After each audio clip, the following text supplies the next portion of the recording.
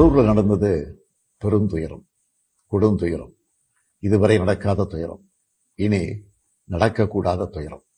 மருத்துவமனைக்கு நான் நேரில் போய் பார்த்த காட்சிகள் இன்னும் என் கண்ணை விட்டு அகலல. கனத்த மனநிலையிலையும் துயரத்திலும் தான் இன்னும் இருக்கேன்.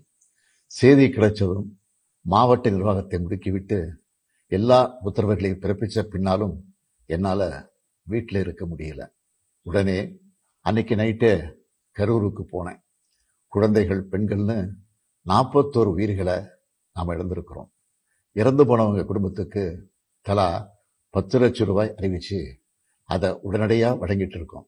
ஹாஸ்பிட்டல சிகிச்சை பெற்று வர்றவங்களுக்கு அரசு சார்பில் முழு சிகிச்சையை வழங்கி வரோம். நடந்த சம்பவங்களுக்கான முழுமையான உண்மையான காரணத்தை ஆராய முன்னாள் நீதியரசர் அருணா ஜெகதீசன் அவர்கள் தலைமையில ஒரு நபர் விசாரணை ஆணையம் அமைக்கப்பட்டிருக்கு. ஆணையத்தோட அறிக்கை அடிப்படையில அரசோட அடுத்த கட்ட நடவடிக்கையில் இருக்கும்னு உறுதியளிக்கிறேன். இதற்கிடையே சோசியல் மீடியால சிலர் பரப்புற வதந்திகளையும் பொய் செய்திகளையும் பார்த்துட்டு தான் இருக்கேன். எந்த ஒரு அரசியல் கட்சி தலைவரும் தன்னோட தொண்டர்களும் அப்பாவி பொதுமக்களும் இறக்கிறத எப்பொழுதும் விரும்ப மாட்டாங்க.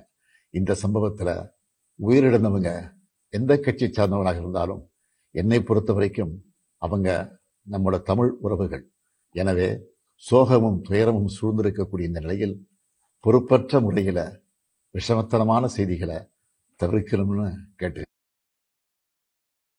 பொது அமைப்புகள் இது போன்ற நிகழ்ச்சிகள் நடத்தும் போது இனி வரும் காலங்கள்ல எத்தகைய பொறுப்போடு நடந்துக்கணும் என்ற விதிமுறைகளை வகுக்க வேண்டியது நம்ம எல்லோருடைய கடமை.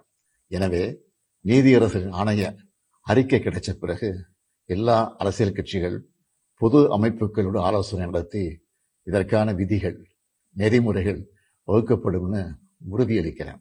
அத்தகைய நெறிமுறைகளுக்கு எல்லாரும் ஒத்துழைப்பு தருவாங்கன்னு நம்புறேன்.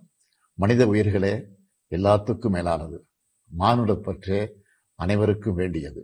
அரசியல் நிலைப்பாடுகள், கொள்கை முரண்பாடுகள், தனி மனித பகைகள்னு எல்லாத்தையும் விலக்கி வச்சுட்டு எல்லாரும் மக்களுடைய நலனுக்காக சிந்திக்கணும்னு கேட்டுக்கிறேன்.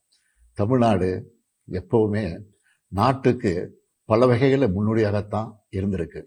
இது போன்ற நிகழ்வுகள் இனி எந்த காலத்திலையும் நடக்காமல் தடுக்க வேண்டியது நம்ம எல்லோருடைய கடமை.